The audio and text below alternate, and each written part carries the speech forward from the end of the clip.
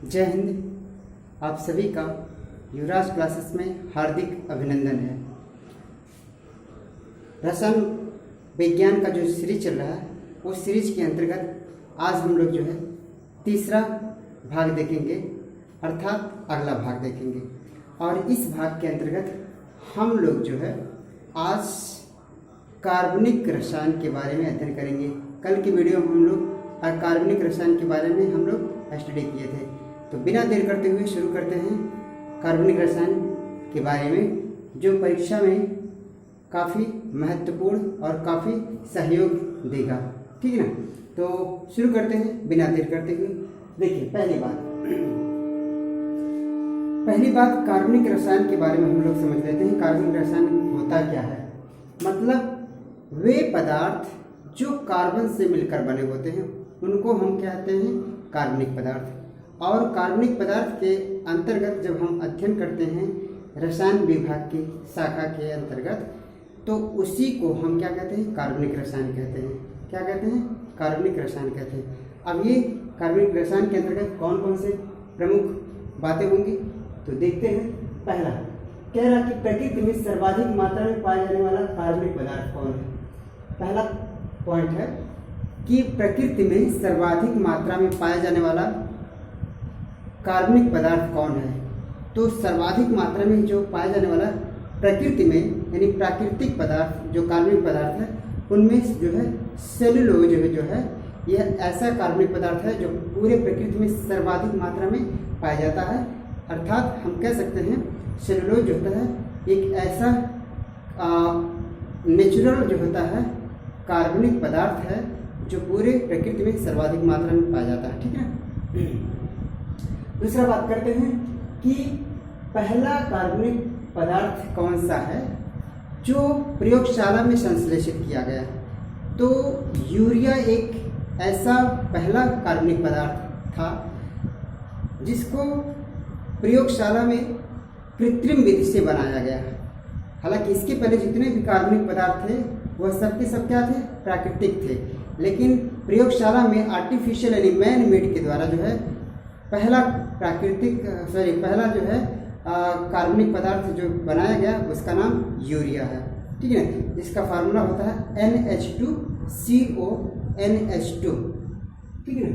जैसे यूरिया का ये है फार्मूला NH2CO NH2, ये यूरिया का फार्मूला होता है। ठीक है। यूरिया का एक फार्मूला होता है। चलिए आगे की बात करते हैं। तीसरा कह रहा है किण्वन में कौन सी, यानी किण्वन एक प्रकार की प्रक्रिया है और इसके अंतर्गत जो है कोई भी कार्बनिक पदार्थ बहुत धीरे धीरे तरीके से जो होता है अपघटित होता है, यानी फर्मेंटेशन जिसको कहते हैं किण्वन। यह एक ऐसी प्रक्रिया है जो किसी भी कार्बनिक पदार्थ को धीरे धीरे क्या करता है? अपघटित करता है। ठीक है ना, किण्वन। आगे बात करते हैं पेंसिल की बात करते हैं। तो पेंसिल में जो काला चीज होता है और उसी से हम लोग जो है लिखते हैं, तो वो पेंसिल का जो लीड भी कहते हैं, तो वह किसका बना होता है? तो वह कार्बनिक पदार्थ एक प्रकार का है और उस कार्बनिक पदार्थ का नाम है ग्रेफाइट। यानी पेंसिल में प्रयुक्त जो ग्रेफाइट होता है वह एक कार्बनिक पदार्थ है। ठीक है। नेक्स्ट बात करते हैं इंजन की बात करते हैं। इंजन में जो नॉकिंग होती है तो उस नॉकिंग से बचने के लिए इंजन में जो आवाज़ आती है तो उस आवाज़ से बचने के लिए हम जो है एथिल अल्कोहल का इस्तेमाल करते हैं। एथिल अल्कोहल का इस्तेमाल करते हैं। इंजन में नॉकिंग ना हो, आवाज़ ना आए, तो उसमें कुछ मात्रा में एथिल अल्कोहल का इस्तेमाल करते हैं जिससे वह नॉकिंग नहीं होने देता है। ठीक है। नेक्स्ट बात करते हैं छठे की पेट्रोल जो है, पेट्रोल कैसा जो है पदार्थ है? तो पेट्रोल एक तो कार्बनिक पदार्थ है, साथ ही साथ कार्बनिक पदार्थ के अंतर्गत ये हाइड्रोकार्बन है। यानी पेट्रोल जो होता है एक हाइड्रोकार्बन जो है पदार्थ है। हाइड्रोकार्बन अर्थात इसमें जो होता है हाइड्रोजन भी होता है और क्या होता है? कार्बन भी होता है। तो हाइड्रोकार्बन पदार्थ है पेट्रोल। ठीक है ना। जो एक तरीके से जो है जीवाश्म ईंधन के रूप में भी इसको जानते हैं।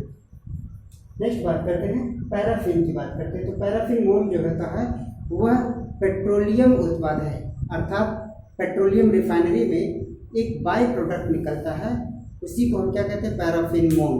तो ये पैराफिन मोम जो होता है वह पेट्रोलियम पदार्थ का उत्पाद है। नेक्स्ट बात करते हैं धातु जोड़ में। धातु जोड़ में मतलब जब कोई धातु टूट जाता है, धातु टूट जाने का मतलब जैसे कुर्सी हो गया लोहे की या फिर और सारी चीज़ें होते हैं, तो उसमें उसको हम जोड़ने के लिए वेल्डिंग का काम करते हैं। क्या करते हैं, वेल्डिंग। तो वेल्डिंग में जो गैस इस्तेमाल होता है उस गैस का नाम क्या है वेल्डिंग में, तो एसिटिलीन गैस होता है। एसिटिलीन गैस जो होता है वह वेल्डिंग में इस्तेमाल होता है, प्रयुक्त होता है। एसिटिलीन यही है कि C2H2, इसी को क्या कहते हैं, एसिटिलीन, C2H2, ठीक है, एसिटिलीन गैस होता है। नेक्स्ट बात करते हैं एंटीफ्रिज। यह किसका, एंटीफ्रिज जो होता है किसका मिश्रण है पूछा गया है।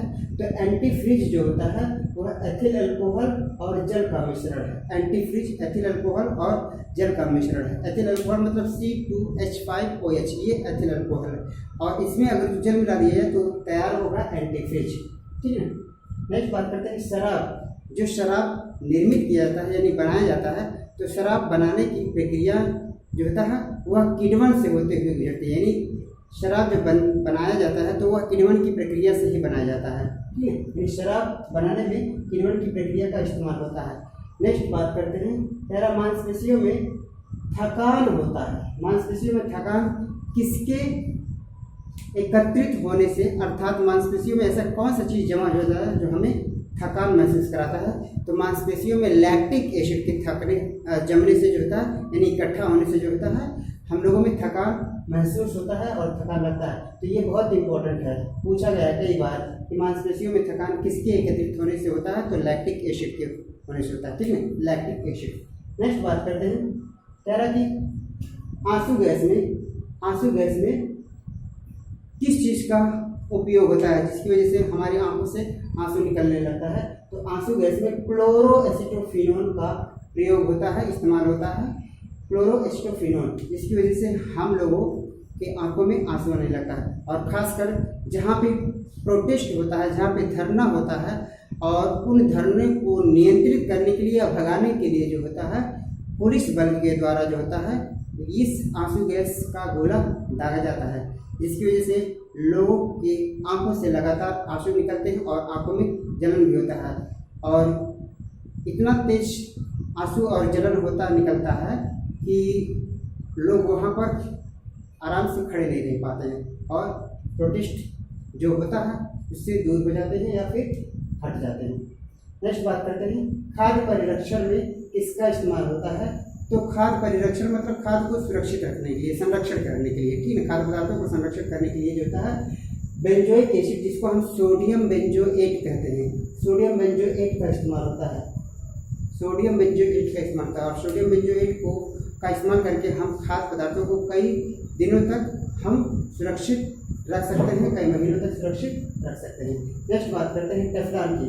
कह रहा है टेफ्लॉन किसका जो होता है बहुलक है। तो टेफ्लॉन जो होता है टेट्राफ्लोरोएथिलीन का क्या है, बहुलक है।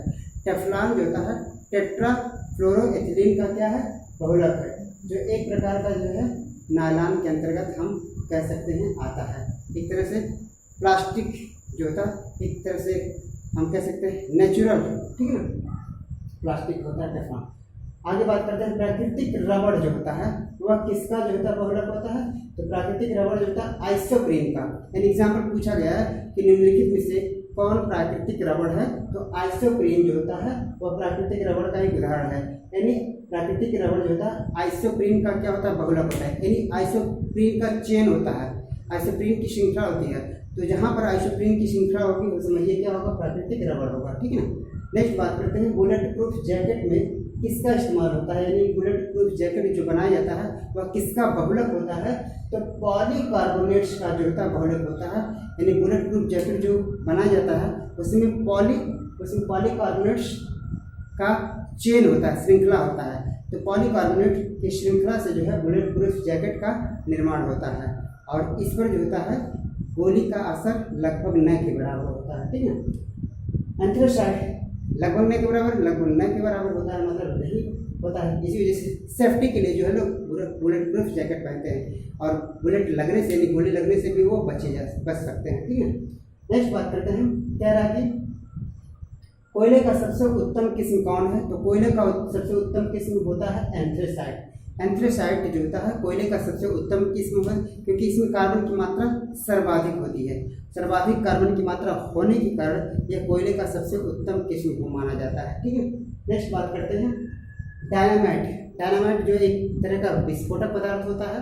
तो डायनामाइट में जो होता है किस द्रव का इस्तेमाल होता है जो उसको और शक्तिशाली विस्फोटक बना देता है? तो नाइट्रोग्लिसरीन, नाइट्रोग्लिसरीन द्रव का इस्तेमाल होता है डायनामाइट बनाने में। नाइट्रोग्लिसरीन द्रव का इस्तेमाल होता है डायनामाइट को बनाने में। नेक्स्ट बात करते हैं आरडीएक्स।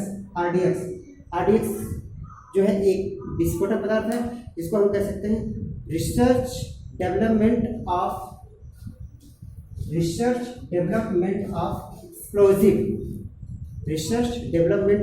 एक्सप्लोजिव।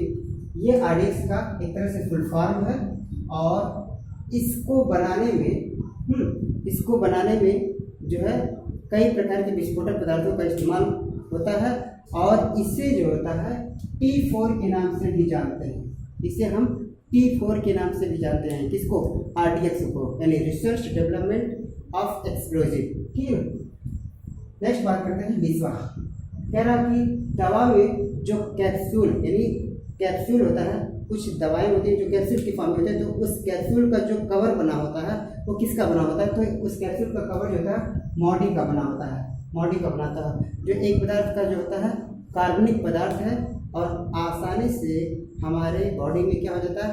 डिजॉल्व हो जाता है। हमारी बॉडी में क्या हो जाता है? डिजॉल्व हो जाता है। ठीक है, नेक्स्ट बात करते हैं दर्द निवारक दवा जो होता है एस्पिरिन। इसका अगर जो रासायनिक सूत्र या रासायनिक नाम देखा जाए तो क्या है? एसिटिल सैलिसिलिक एसिड होता है। एस्पिरिन का रासायनिक नाम जो होता है एसिटिल सैलिसिलिक एसिड होता है, जो एक प्रकार का दर्द निवारक दवा है। ठीक है, नेक्स्ट बात करते हैं हीरा, कोयला, पेट्रोल, एलपीजी। ये सारे के सारे जो होते हैं सबके सब जो होते हैं क्या है? कार्बनिक पदार्थ है और लगभग जो है हाइड्रोकार्बन के अंतर्गत जाते हैं, अगर जो कोयला की बात छोड़ दिया जाए तो। ठीक है, ये सब के सब क्या होते हैं? हाइड्रोकार्बन आते हैं। नेक्स्ट बात करते हैं मीथेन गैस की बात करते हैं। तो मीथेन गैस का प्रयोग जो है सर्वाधिक ईंधन के रूप में किया जाता है, यानी मीथेन गैस का प्रयोग ईंधन के रूप में इस्तेमाल होता है मैक्सिमम देखा जाए। नेक्स्ट बात करते हैं अमोनिया जो गैस होता है। अमोनिया गैस का जो है इस्तेमाल जो होता है यूरिया को बनाने में किया जाता है। तो ये कुछ प्रमुख कार्बनिक पदार्थों से संबंधित महत्वपूर्ण बिंदु थे जो परीक्षा की दृष्टि से बहुत ही इम्पोर्टेंट है। तो उम्मीद करते हैं यह वीडियो जो होता है आप सभी के लिए काफ़ी सहायता प्रदान करेगा। तो आज के लिए बस इतना ही, तब तक के लिए जय हिंद, जय भारत।